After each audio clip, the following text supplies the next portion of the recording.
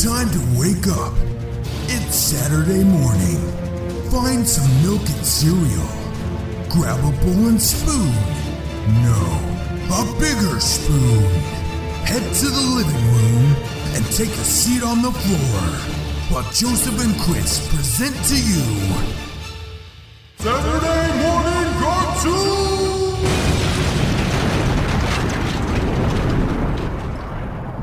Hello everybody, welcome to Saturday Morning Cartoon Boom! This is a show where we wake up with the Saturday morning sun, plop down on the living room floor with a big bowl of sugary cereal, and watch all your favorite cartoons, both old and new. I'm Joseph. And I'm Chris. Nobody saw this, but Chris just raised his finger in the air in a very exclamatory fashion. I'm really tired, so I'm trying really hard to accentuate things to wake me up. Yeah. I'm Chris. Your excitement is palpable. We might get some of that during the episode. I'll try to wake them up. But this morning, we watched Gravedale High, also known as Rick Moranis in Gravedale High. Suggested by Kim J via email. So thanks for emailing us, Kim. She said she really likes the show, and she had said that she remembered this from when she was younger. I think that's what she said, or maybe she just stumbled across it. And she was like, it was this super obscure show that only lasted a season, and it's kind of hard to believe that it exists just from the name alone. So she thought it would be perfect for us to do on our show. So thank you so much for sending this to us. Yes, thank you, Kim. And also, just to add to that, Adrian, our friend Adrian, he was actually even before we've released this or recorded it, he's like, I'm excited to hear this show. Apparently, surprisingly, this is apparently a pretty popular show that I never even heard of personally. I don't think I ever did either. I'll get into that part. Yeah. Well, first off, I guess, who are some of the actors who were in this show? So this is kind of surprising because there is quite a few actors that are not typical cartoon actors. You'll see what I mean. But first of all, the character of the teacher, Max Schneider, was voiced by Rick Moranis. Mm-hmm. Hence the Rick Moranis and Gravedale High. If you don't know who Rick Moranis is, I don't know why you're listening to this show, but that's kind of mean. But he's been in Ghostbusters, Spaceballs, Strange Brew. He's the funny guy with the Honey, I Shrunk the Kids. He's the funny guy with the glasses and stuff. You'd know him if you saw him. The character of Blanche was voiced by Sherry Belafonte, who has done voice work for Sonic the Hedgehog, Hey Arnold, and she's appeared in General Hospital in this last year. The character Reggie Moonshroud was voiced by Barry Gordon, who has done voice acting for Archie, Pac-Man, Jetsons, Smurfs, Snorks, everything. Also, he was Donatello and Bebop in the original Teenage Mutant Ninja Turtles cartoon. Gil Waterman was voiced by, this is a weird one, but it's cool, Jackie Earle Haley. So right. You would know him as being Rorschach in Watchmen and Freddy Krueger in the Nightmare on Elm Street reboot. Mm-hmm. Isn't that such a weird, the voice that he does is very whoa, dude. And I'm I cannot hear that coming from that man. He's a surfer dude, and I would not have guessed that at all had I not read it. No, not at all. Character of Cleopatra was voiced by Ricki Lake, who is known mostly for her own talk show, The Ricki Lake Show, which my mom used to watch religiously when I was a kid. Unfortunately for me. But I kind of had a little bit of a crush on Ricki Lake for a while I was little. I think just because I saw her every day on TV. Right. Sid was voiced by Maurice LaMarche, which I swear is on every episode we do now. He's in everything. Just look him up on IMDb. Doozer was voiced by Kimmy Robertson. I know her more from seeing her in Twin Peaks, but she also was the voice of Dot from the Tick cartoon, which is cool. Vinnie Stoker was voiced by Roger Rose, who has made tons of various appearances in different cartoons and video games, but he's mostly known for voicing Doctor Strange in Marvel's Superhero Squad show and Superman in Batman the Brave and the Bold.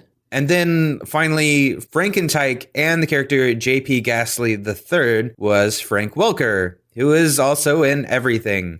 He's Megatron. He's Dr. Claw. He's everything. He's in everything ever. So that's pretty much all I need to say. And that is the main cast. Yeah. And it was very diverse, very cool. So the show Gravedale High started and ended in 1990. It was created by David Kirshner, developed by Ernie Contreras and Glenn Leopold, produced by Hanna-Barbera and NBC Productions. It ran for one season, only 13 episodes on the NBC network. And for a short synopsis, Schneider is the only human in Gravedale High, all the other students of which are vampires, werewolves, Egyptian mummies, Frankensteins, and other friendly monsters. The students engage in all the normal sporting and social activities, blissfully unaware that they terrify everyone who sees them. I'm not sure if they're unaware of that, really. It seems like they're pretty... They just seem really neutral to the idea, I think. Yeah. Like, it's not a big deal to them. Like, I feel like they know they scare people, but, like, they don't necessarily do it on purpose, but they don't care that they scare people. Yeah. You know, they don't go out of their way to do it or anything. No, true. Yeah. So it's like they're scaring people, but it's like it's almost common knowledge that monsters exist in the human world, but it's still kind of like a shock to see them, I guess, because they do live separately. Right. Yeah, exactly. So for a few tasty marshmallows out of a big bowl of Gravedale cereal, there's really, honestly, there was nothing I could find that was trivia worthy.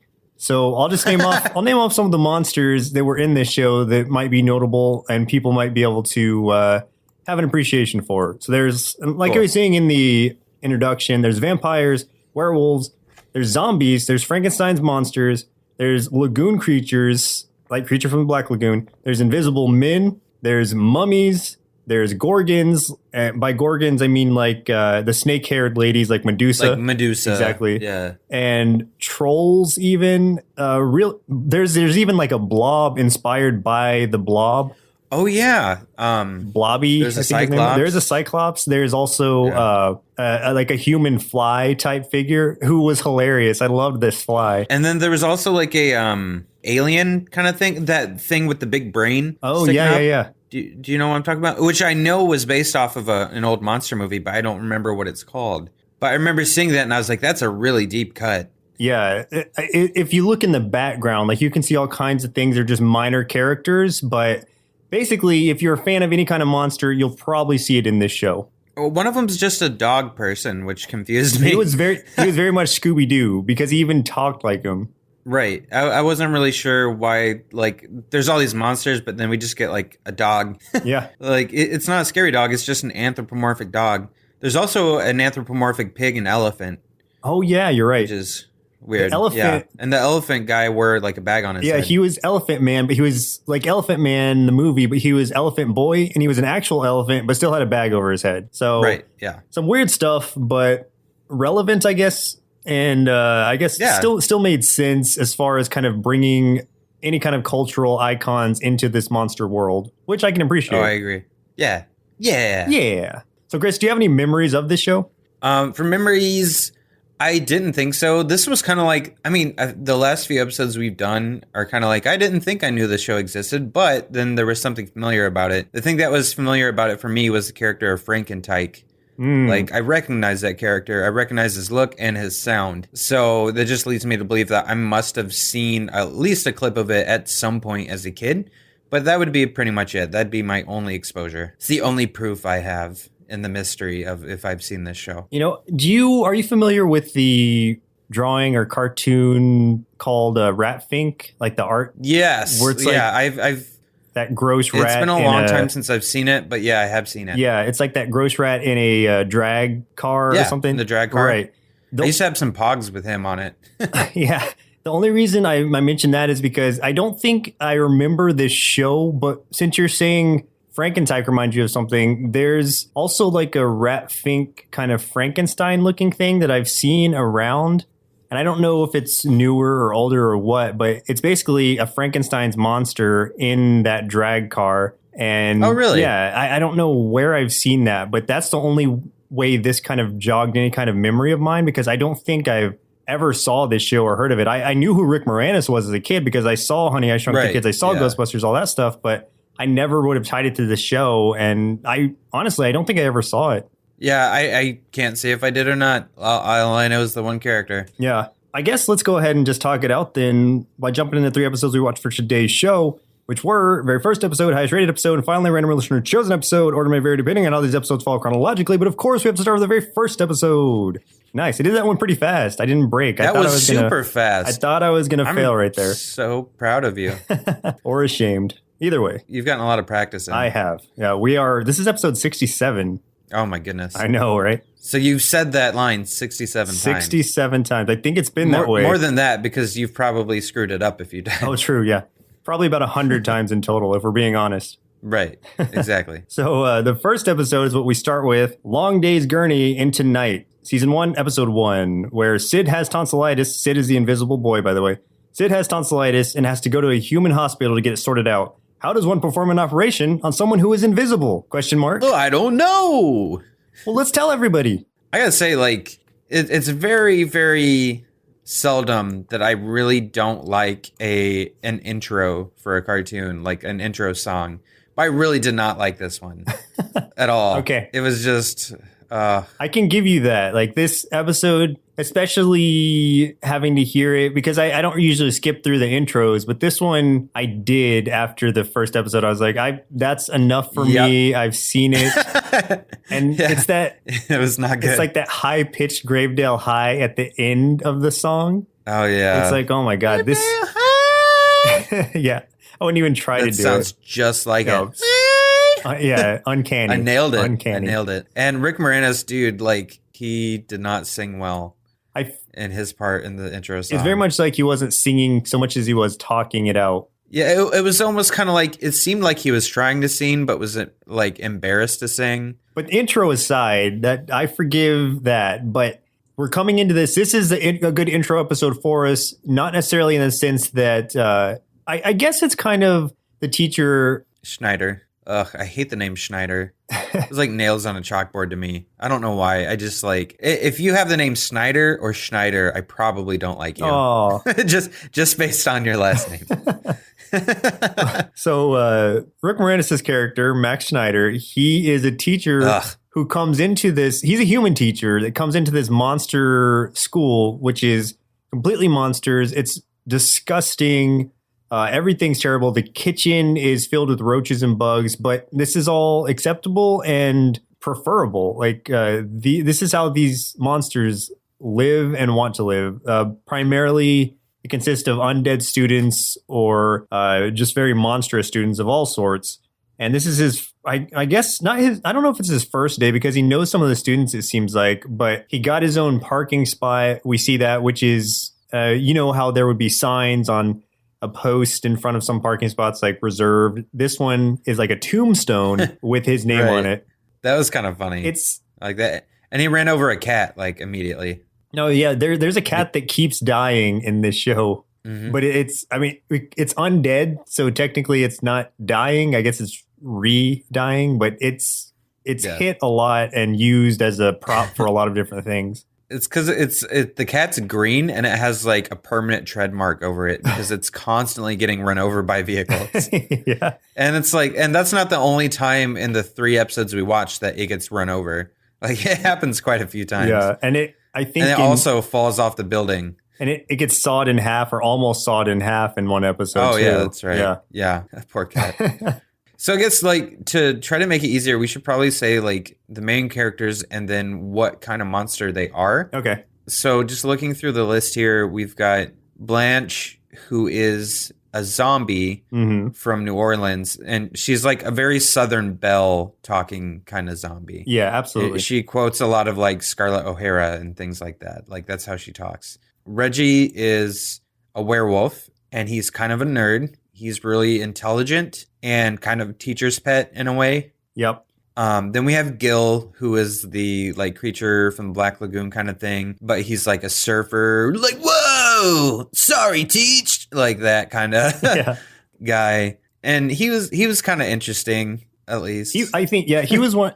I was a big fan of Reggie because I love werewolves and I'm a nerd, so this is kind of a good mixture for me. If we're going back to Groovy Ghoulies that we watched before, I prefer this werewolf much more than I do the one from Groovy Ghoulies. Over like the beatnik werewolf. Exactly. Yeah. So then we had Cleopatra. Oh my God, that name is hilarious. It was an overweight mummy girl. And honestly, like I was kind of like, really? Like, that's kind of mean. Yeah, this is an era you can definitely tell fat shaming, no one cared, and it was just like constantly out there. It was hardcore fat shaming, this poor girl. Like, and she was the butt of so many jokes because of her weight. Yeah. And like, it wasn't like she didn't get sad about it. No, You she know, went with but it. everyone was always making fun of her for eating so much and her being so big. And I'm like, and they even put fat in her name, and it just made me feel really sad. I was like, man, that's so mean. Yeah, like, come on, guys. Name Cleopatra. And the one thing that surprised me too was because she was voiced by Ricki Lake, who is, I mean, aside from her talk show, she was known for, she used to be very large and lost a lot of weight.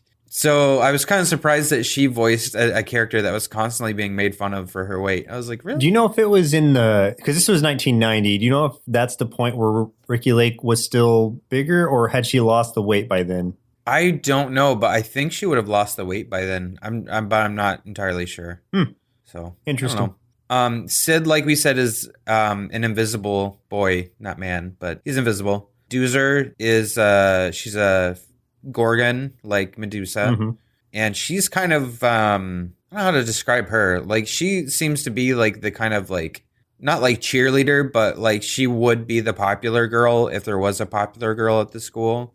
Right. You know, she's just kind of got that attitude. And then we've got Vinny, who is a vampire, and he is pretty much the Fonz as a vampire. He's like, hey, and even does the like snapping the fingers and all that stuff. But his name is his full name is Vinny Stoker, like Bram Stoker. Yeah. So, which is cool. I like that. Frankentyke is a tiny little Frankenstein monster.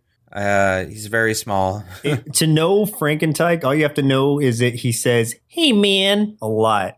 Man is after that's his periods, his exclamation points. That's everything.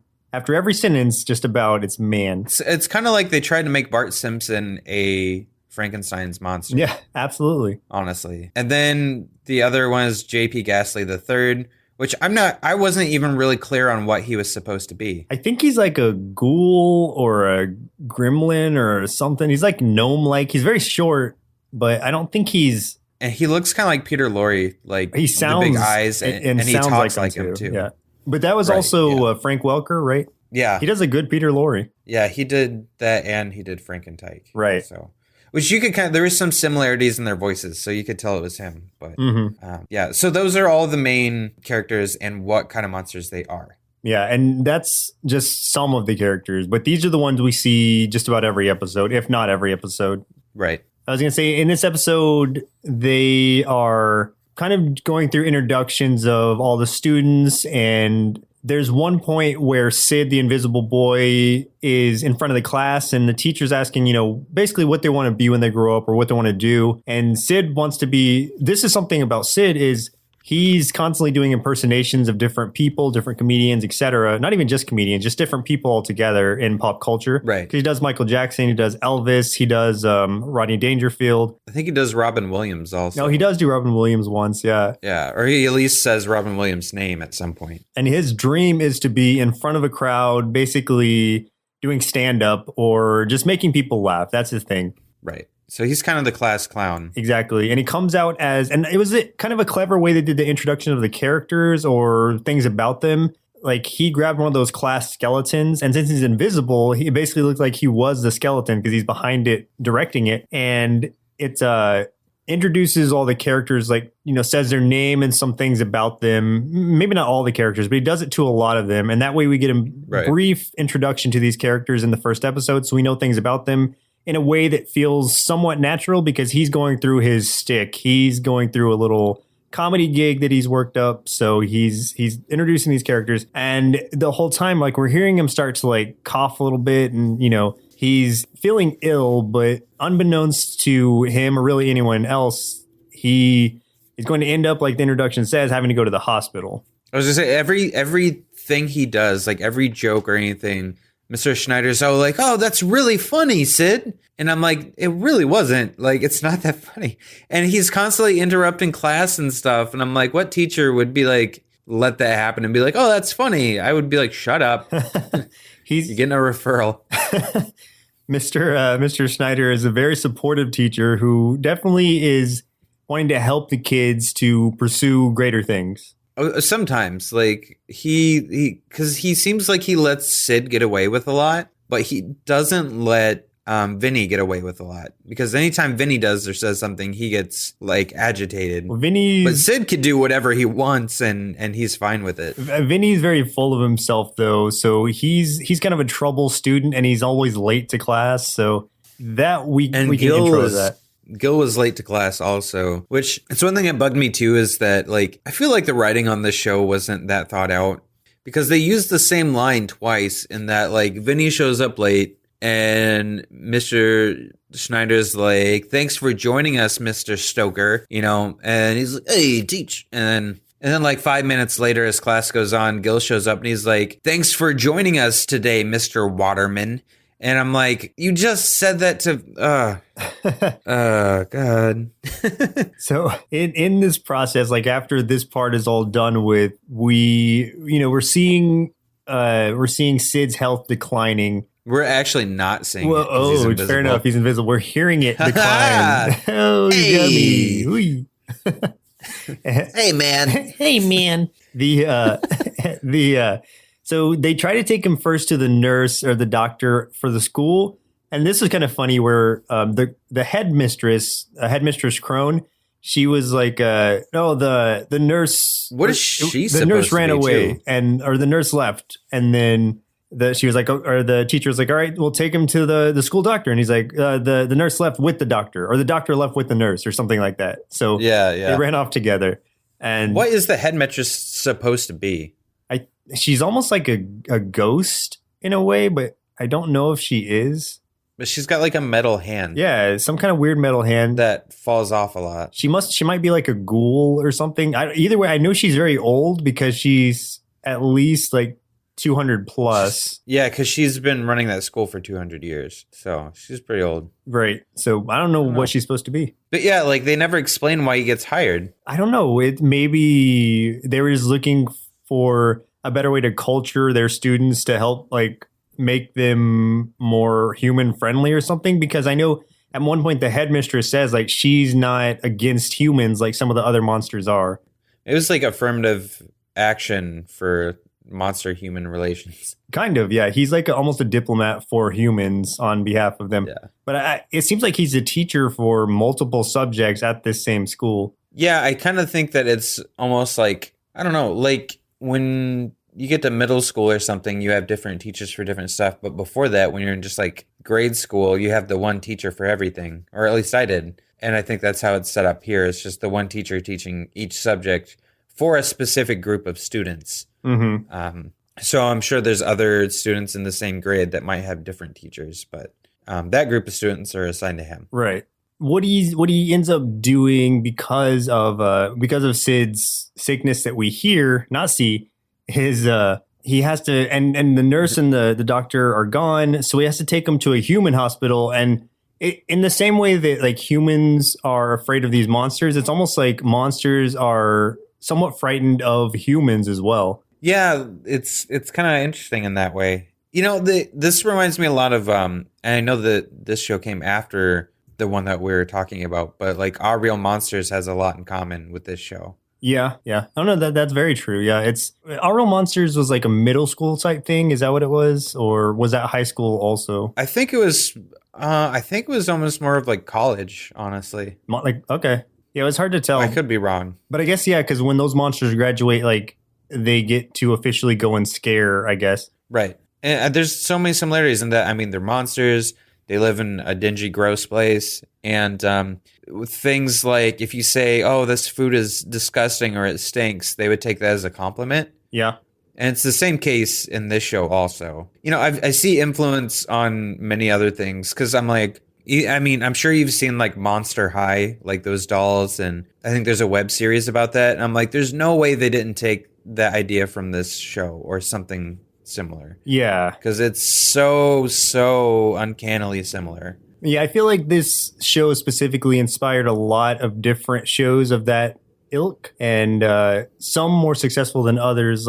But Monster High, oh, yeah. I guess that's a big thing, but I don't obviously it's not something that it's more directed towards girls, which is cool. I like that idea that girls are getting some kind of horror thing. So that as a horror fan, I appreciate that, but it's not something I would ever dive into because it's almost too much for me. Until someone suggests it for our show. Is that a cartoon also? I thought it was just like toys. There's a web series cartoon of it. Oh, gross. Yeah. So there you go, guys. Anyone that wants to suggest it, so Joseph has to watch it. Man, let us know. Well, I'm going to end up loving it, and then I'm going to have all those dolls. Oh, good Lord. Back to this episode. Where was I? So they get taken to Sid gets taken to the human hospital to try to figure out what's wrong. And he's getting inspected by, one thing about Sid real quick. This is an aside, but he's invisible, but all he has on is a sweater vest, glasses, and a hat. And I guess some other kind of accessories, but he doesn't have any pants on. He doesn't have pants. That's what I mean. He's invisible. That's kind of gross. That doesn't mean he can dress up like Donald Duck or something. That's because he's presumably still human under. I don't know. That was a weird thing. Yeah, that's weird to me. Why didn't they just put some shorts on him? Anything. I don't know. They weren't thinking, I don't think, about that. Yeah, that was kind of weird. I didn't think about that either, actually. But so he's in the hospital, the human hospital, and the doctors are trying to inspect him and stuff. And they do an x-ray of his chest or something. And they're like, tonsillitis, or those tonsils are going to have to come out. And what they have to do is, since he's invisible, kind of coat his mouth with Pepto-Bismol looking stuff, basically. Right, yeah. Just so they can see it. In the same way that in other movies you see them put powder or flour on an invisible person to see them. Right. They're just so their outline will show.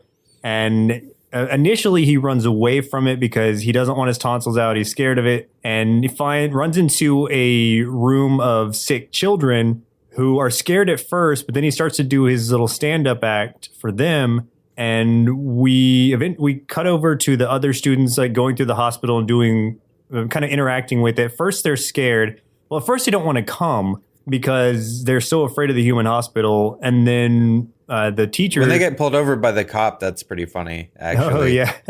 Oh, yeah. I forgot about what the teacher did, actually. Yeah, he has to... Because he's trying to convince everyone to go and support Sid and go see him in the hospital. But everybody's like, no, I'm not going to a human hospital, blah, blah, blah. And so he's by this moat that they're all kind of playing in or around. And he slips on a fish, falls into the water. And as they drag him out of the water, he's not waking up. So the students band together and they're like, oh, now we have to take him to the hospital because... he's sick. He could have drowned or something. So they take him in, and when they get there, he just basically just wakes up and is like, I faked the whole thing so that I could get you guys to come over here. I like when they're on the way, they get pulled over by a cop because they ran a red light. And the cop looks in the bus and he's like, whoa, bus full of accident victims. Yeah. And he's like, follow me. And he escorts them to the hospital to get them there faster. That was pretty funny, yeah.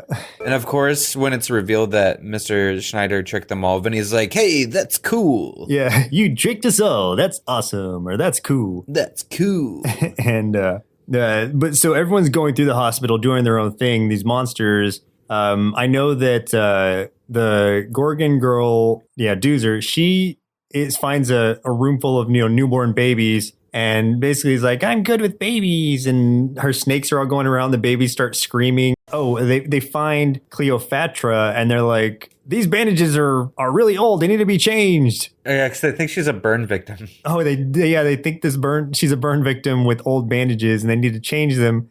And, she's saying they're 2,000 years old, her bandages. And so they go to do that. What are the other interactions? I can't remember. Frankenstein and Gil find a patient bed or something, and Frankenstein's trying to surf on it while Gil pushes it. Oh, and they they accidentally run into an old man who ends up on the thing also. Right, he's surfing and with he them. looks all scared. Yeah, he looks all scared, but then by the time they're done, he's like, thanks, dude, and high fives him. Reggie, the werewolf, some doctors looking at some x-rays and trying to figure out, they're like, well, I don't see anything wrong with this x-ray. And then he comes in and is like, tells them that it's obviously a pinched sciatic nerve or something with their lumbar support or something to that effect. that was his big accomplishment and something he was very proud of, that he like brings the x-ray out and was telling the teacher about it. But then the doctors scream and run away from him. Yeah, so I don't know if that victim actually got any help or not, but he at least was able to tell him what was wrong. Oh, and Blanche was spending the entire time in the gift shop, and they thought that she was a patient because, I mean, she's a zombie, so she's all pale and gross looking. So they immediately like bring her a wheelchair, and they're like wheeling her around, and she's like, "Oh, this is great service." Yeah, that's right. Eventually, Sid gets his tonsils removed, so he's feeling better, and he's laying in bed, and all the kids who he was entertaining are in there with him to help support him, and he's putting on a show still. So going back to the beginning of the episode where he was talking about wanting to be in front of a crowd and in front of a standing audience, this is exactly literally what he gets, where he's in front of the crowd of the sick kids and they're all standing up like cheering for him. So it's kind of a funny way to bring back what happened at the beginning or what was mentioned in the beginning, even to a human audience. So I think this is a way for them, and I don't know how the relationship with humans goes for the rest of the series really, but this is a way for them to see that like not all humans are bad, and a way for them to really kind of intertwine both their worlds together. It was a nice moment. Yeah, it was a cool moment. Yeah, I liked it. You would. And I did. So the second episode we watched for today's show was Save Our School, Season 1, Episode 10, which was the highest rated episode. Threatened with an F if he fails his politics class, Vinny stands for school president and wins. But can he rally the students when unscrupulous developers plot to demolish the school and replace it with a luxury hotel? Why are these all questions? I don't know. Like, why are they asking us about the plot? Like, you guys wrote it. Yeah.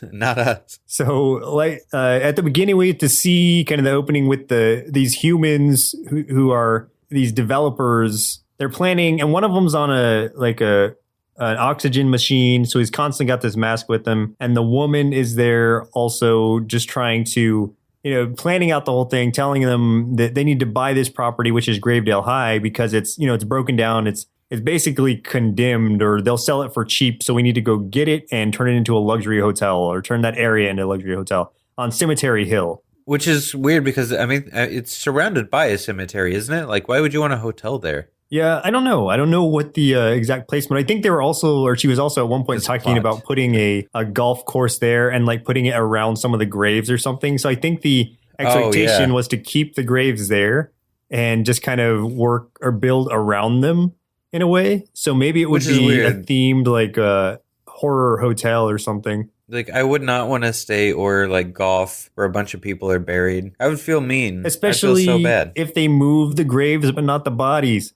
That's poltergeist. Right, exactly. Come on, guys. Exactly. We've seen how that works out. It's not going to work out well. Not well. Then we see like in the classroom that Vinny, what was it? He was failing something. I don't remember what it was. It was it was just a basic like a politics class, and he was I'm not interested in politics. Like, it's boring. I'm not going to do this test, or I'm not going to write this paper, so done. And the teacher's like, well, I'm going to have to give you an F and you're going to fail the class and have to go to summer school. And he's like, oh, summer school is not cool. Not cool. Yeah. And his funny voice snaps his fingers. Not cool. So then, Mr. Schneider gives him the option of, okay, well, if you want to pass the class, I will pass you if you run for student body president. And he's like, why would I want to do that? And he's like, you don't have to win, just run, because that'll give you an idea of what politics are actually about and stuff. So a lot of the episode is kind of, Reggie volunteers to be his campaign manager and does way too good of a job. Yeah. Because Vinny keeps saying, I don't want to win. I just need to do this for the grade, but I don't want to win. So he's telling Reggie, don't let him win. And Reggie's getting a little overboard. And he's running against the pig girl and the elephant boy. Yeah, the pig girl's name is Suey, just like the noise the pig call that people do. Suey? Exactly. Yeah. I thought that was pretty funny, actually. That was pretty clever. I'll give him that. So yeah, they're all running, and like there's little rallies and stuff like that Vinny kind of attends. And the first one he attends, he doesn't really mean to. He kind of shows up and he's like, hey, what's going on here? And Reggie's like, oh, this is your rally, blah, blah, blah, say something. And he's like, I don't want to win.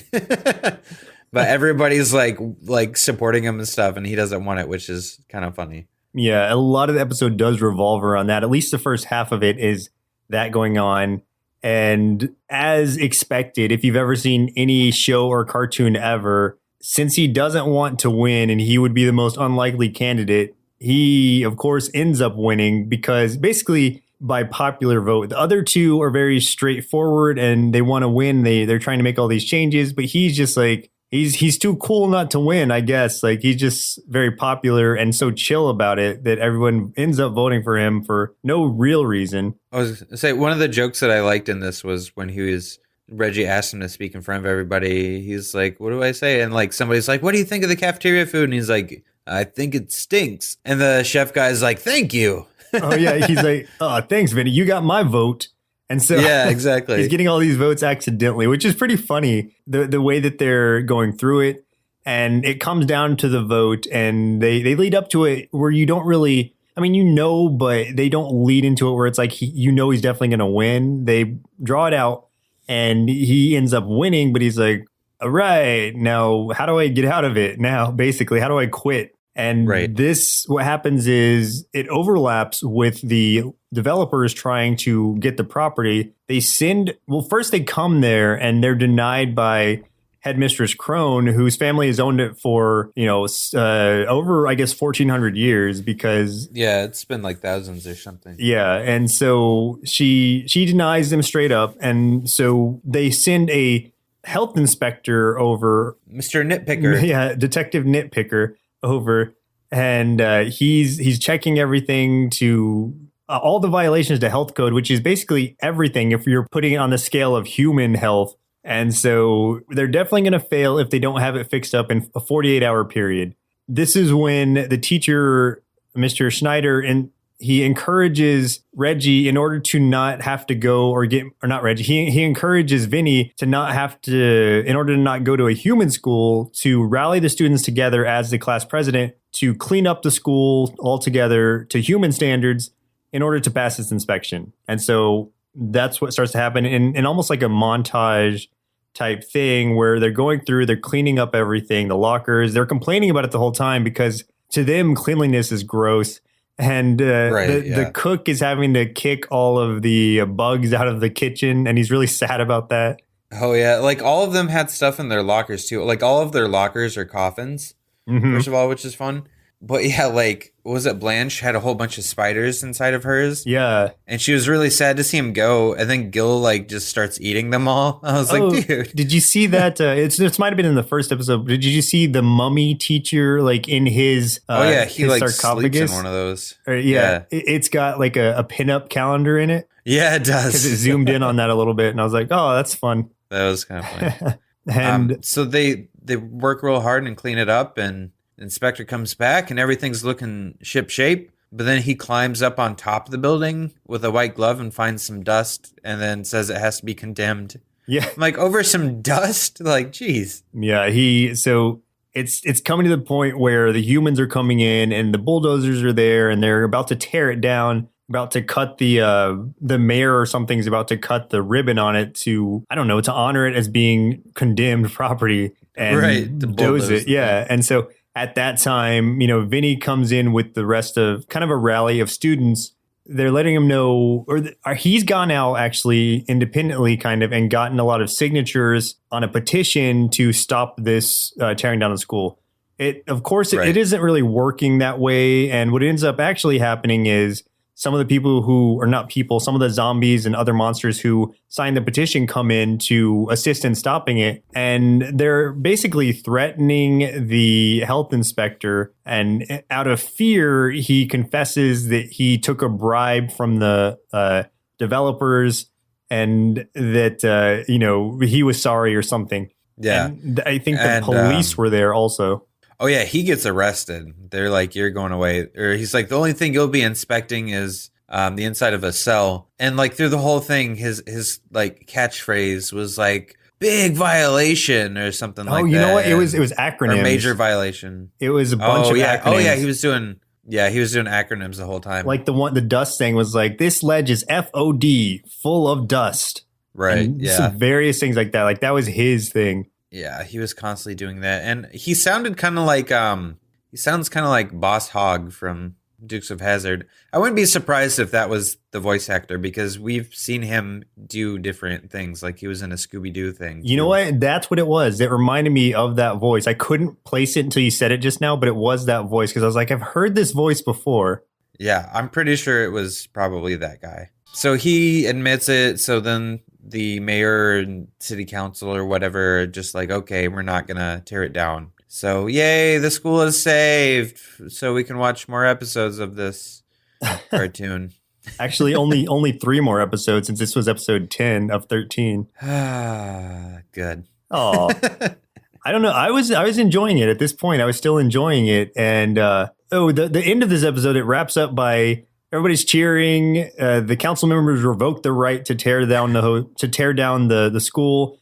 And Vinny's like, yay, I couldn't let it get torn down while I was still president. And then he just quits immediately at the end of the episode. So he's still... Yeah, he's like, but now I quit. Yeah, his entire drive was just to be able to quit, I guess, to save the school. Yeah, but he's still too cool to be school president. And, he doesn't want to do all the work. So he quits. Who do you think is going to be the president after that? If he steps down, do you think it's going to be the pig lady or the elephant boy? Who do you think would win out of those two? I think Elephant Boy, because he's got a more regal kind of British accent. I feel like he would be a better leader. I would vote for that voice. Yeah. Alone. Exactly. Because we never see his face, but I would vote for that voice. We can assume he looks like an elephant because of the trunk and other gray elephant features sticking out. That's probably a good assumption to make. Yeah, I would assume. Pretty accurate. The third and last episode we watched for today's show was Night of the Living Dead, season 1, episode 11, which was chosen by me. And I chose it just because, first of all, I like the name and the description. Once I read it, I was like, oh, yeah, I got to see this one. What happens is when the students' parents are invited to the school's talent show, Frankenstein, embarrassed by the fact that his father is a human, builds a pseudo-dad who turns out to be even more embarrassing than the real one. Dun, dun, dun. So, that happens. The Gravedale talent show is going on, or it's about to go on. They're doing auditions for it still. Throughout this entire episode, Sid, our invisible boy, is impersonating Elvis. And I think he never breaks character, ever. No, exactly. It is literally the entire time. He calls himself the king the whole time. He's like, I'm the king. Thank you very much. Yeah. Thank you. Thank you very much. This is where we also see the dead cat in JD's hat. JD's the little... gremlin, whatever type, the Frank Welker playing the Peter Lorre ghoul, right? And so we see the dead cat come back into play. We see this band that actually plays a large part in this episode called, it's Gravedale's answer to Menudo is how they introduce it, which is Stage Fright is the band. And the band consists of Vinny on lead vocals. You've got Frankenstein on guitar. You've got Reggie on bass. And then Gil on drums. On drums. Oh, and also keyboard. Doozer. Right. That's a weird name. Her real name is Medusa, but they shortened it to Doozer as a nickname, basically. Okay. That makes a little more sense. Interesting. Yeah. Okay. So yeah, like they're doing the thing and they go back to class and Mr. Schneider is talking about how excited he is to meet everybody's parents. So I'm wondering if this is like the first year he's taught these monsters, if he's never met their parents. I think it is still year 1, just like the first episode was potentially one of his first days. Oh, okay. So like everyone's all like, yay, except for Frankenstein, who's just like, and Mr. Schneider even asks him, he's like, what's the problem? Or I don't know exactly how it went down, but Frankenstein's like, oh, it's not like I took the invitation, like tore it up and threw it away. Yeah, and he's very specific Mr. Schneider's like, okay. Yeah. I didn't say you did. He's like, well, I didn't immediately that's what Frankenstein does. Yeah. Is rips it up and throws it away because he's embarrassed because humans, even though their teacher's human and they like their teacher, humans are not like thought of in the best light kind of in the monster world. Not all of them think that way, but a lot of them. So he's very embarrassed that his dad's human. So he doesn't want his dad to come and he doesn't want anyone to know his dad's a human. Yeah. And it makes sense that he's human in the same way because he's got to be like the Dr. Frankenstein of this. Exactly. Yeah. So like he talks with Gil and kind of they get like this idea where he's like, okay, well, if I can't invite my dad, I'll make a dad. So he goes to a store and buys body parts, in your local supermarket. Right. And very affordably also. It was $29.95 for the set. Yeah, that's pretty nice for making a human. And includes a genius brain. The brain is genius. And we all know how this story goes, bottle. though. Yeah, we all know how that story goes. So he's going to build his dad, and but then he ends up dropping the brain, and, it's busted. So he takes it back, and the guy's like, no refunds. So then he ends up buying a brain that just says agent, and they think it's like, oh, sweet, it's a super agent. Yeah, like secret agent. Super agent dad. Yeah. So they go back and they try to like bring it to life, and it doesn't work. So him and Gil leave. But then all of a sudden you hear a phone ring, and the monster like picks it up and is like, hey, like talking like, he's a Hollywood agent. Right. And very sleazy, like that typical sleazy Hollywood agent kind of guy. Very. I was thinking they were going to go to the crazy brain direction for it, like they do in, most Frankenstein iterations, where the genius brain is either broken or stolen or whatever, and so they have to resort to the lesser one, and they do. But in this case, comically, it's played as the Hollywood agent. Right. He's essentially the antagonist of the whole rest of the episode. Also fighting against, it's Frankenstein learning a valuable lesson by having this guy kind of push him to the point where he's, as a Hollywood agent would, like he's very proud of himself, which is good, but in a way that he's also almost turning his nose up at the other students and thinking he's better than even his fellow band members. Yeah, because his like new dad is like trying to give advice on their band and stuff, and it's pretty bad advice. And basically, he just makes Frankenstein the star and changes the band name to Frankenstein in the stage frights, and just has him do like guitar solos and drowns out the rest of the band, to where when they perform the talent show, they just quit. Yeah. Because he's so full of himself because of his agent dad. Oh, one of his agent dad's clients was Godzilla, because he's talking about him briefly. I didn't catch that. Yeah, he was like, oh yeah, I've got this client Zilla who something like he's giant and fire breathing, or he has something about his scales. I can't remember the exact dialogue, but oh man, it was definitely a Godzilla reference. As they're performing, well, I guess Gil kind of had let it slip before they performed that to Mr. Schneider that was not his real dad. Yeah. And so Mr. Schneider finds Frankenstein's real dad and invites him. So like during the performance, the rest of the band quits and stuff. And then his real dad shows up and is like super proud of him. And Frankenstein's like, oh, I love my dad kind of thing. And like, screw this other guy. Yeah. And then even like the other guy's just like, well, I'm out, and just runs. Yeah. So he still exists somewhere as an evil Hollywood agent, or at least a sleazy one. And we get the good resolution to the end of this episode, where Frankenstein knows he shouldn't be ashamed of his father for being different, for being human.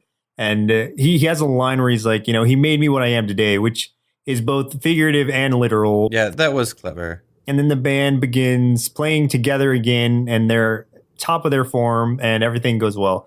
The voice of the dad was like it was very cool. Yeah, it was like almost very Boris Karloff like. Yeah, it really was. Yeah. I was trying to put my finger on it, and yeah, I think that's exactly it. That's all. It's the little nods to horror things in these episodes that really appeal to me, of course, but I think can appeal to anybody if you're aware of whatever that reference is. Yeah, I appreciate those references. But man, some of these characters are, oh boy. Well, Chris, it's about time we dress our inner kids up to look like the little monsters they are and try enrolling them into Gravedale High to see what they thought of this cartoon. I really like all the different kinds of monsters in this cartoon, but some of them are kind of dumb and kind of annoying, like Frankenstein and Vinny and Reggie and Sid and Gil and Cleopatra and Mr. Schneider and, sorry, I'm running out of time. I gave this cartoon 2.5 bowls of, gee, I wonder why this was canceled cereal out of 5. I think at this point, my love for anything revolving around monsters is fairly obvious, so I don't necessarily need to repeat all that, but I will. Are you kidding me? A monster school with a nerdy werewolf? Where do I sign up? But I digress. As a whole, this cartoon wasn't really groundbreaking by any means, but the characters were likable, the jokes weren't bad, and I'm a sucker for horror puns. Given all that, I'd give Gravedale High 4 big bowls of Moat Milk Cookie Crunch cereal out of 5. It's an excellent little treat for fellow horror kids, and if you ever wonder what it would be like if they meshed Bart Simpson and Frankenstein's monster together, because let's be honest, who hasn't, then this is definitely a show you'll want to catch. This is probably the biggest difference in rating that we've ever had. I think so. Like, I think it's the lowest I've ever scored with the highest that you've scored I think, at the same time. Yeah, because generally there's a consensus and we're like, or one of us can convince the other one to move up a little bit or down a little bit, depending. But here, there's a spread. And I think it's the bias for horror things that I have that's always going to make me look at it with a little bit with rose-tinted glasses. Yeah, I wanted to like it more because I like classic monsters and stuff like that. And I love monster-themed stuff.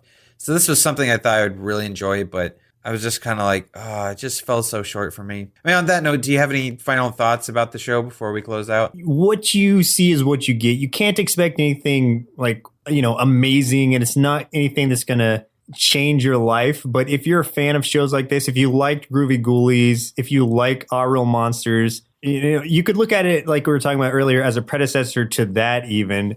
So appreciate it for what it is. Enjoy the horror puns that are very much like, Beetlejuice or Tales from the Crypt. Like it's almost every scene is that joking about dead something or gross something or stinky something. It's kind of just one of those things. For its time, it was a good show for, I guess, the weird kids to attach to, one of those things where it's like, it's okay to be different because all of these kids were, and it was fun and relatable in a sense. Yeah, I can see that. And like, I like the monsters. I mean, I like the idea of these monsters and I like the idea of them being like in school and stuff.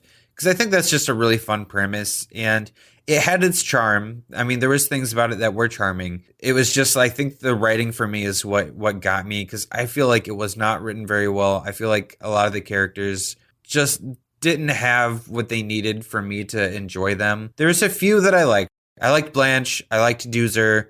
But they were just about the only characters I really enjoyed. So yeah, like it wasn't what I was hoping it would be. So now we just have to see Monster High and see if that's any better. You're really pushing for that. I feel like that's going to get suggested. I just think it's going to be really funny to watch your reaction to Monster High. Someone's going to suggest that just to see us squirm or hear us squirm. Oh, yeah. I have a list of people that I'm sure are going to suggest it. As far as suggestions go, I want to thank Kim for suggesting this. I obviously very much enjoyed it. So any more things like this, please feel free to send them my way. It's good to have difference of opinions here and there. Yeah. even though Chris didn't like it as much, I still very much enjoyed it. And we appreciate all suggestions. Yeah, it's cool. I mean, like we're here because we like cartoons. We're going to watch. Like, maybe we'll probably die first, but we'll try to watch every cartoon ever. Yeah, true. So thank you. Well, listeners, it looks like our milk supply is now run dry, so it's time for us to say goodbye. And next week, we'll be watching Totally Spies, suggested via Instagram by Sexy Funny Cosplay. Never heard of that show. Yeah, Totally Spies. I may have watched it a little bit. We'll get there. Yeah, we'll talk about it then. We'll talk about it then. Yeah. And before we go, we have another 5-star rating on iTunes. So thank you so much to Doc_Trancy. And they write, really awesome. Being a fan of cartoons, I'm glad to have an enjoyable podcast to listen to. Also, hearing someone share their opinions on cartoons I like or hate is nice. So thank you so much, Doc Trancy. Yes, thank you, Doc Trancy. That's really cool because I also love that this person's listening to even the episodes of the cartoons that he thinks are bad to hear what we think of them. That's great. Especially because I'll probably tear it down a little bit. Yeah. I tend to be kind of grumpy with some of the bad cartoons. Someone actually, a little harsh. Someone before we go actually commented on I think it was a person who suggested Turbo Teen. They said that they were honored on our Twitter that they were honored to have given us one of the lowest rated cartoons that we'd reviewed ever. Oh, nice. Yeah. But I told them, like, it's funny, like, even though we didn't like it, I still think and talk about it to this day. So it had a lasting effect on me. Oh, yeah. It was is hilariously bad. Yeah. Which, I mean, sometimes those make great things to talk about. Things that are sometimes hilaribad. The hilaribad. Nice. All right. Well, once again, I'm Joseph. I'm sleepy. But we'll see you next Saturday. Presented by NerdSloth. A place for lazy nerds. If you like what you heard, consider donating at patreon.com/nerdsloth so we can continue bringing you quality shows. Be sure to also leave us a review and share your favorite episodes and clips on social media. If you're looking for more content, visit us at nerdsloth.com.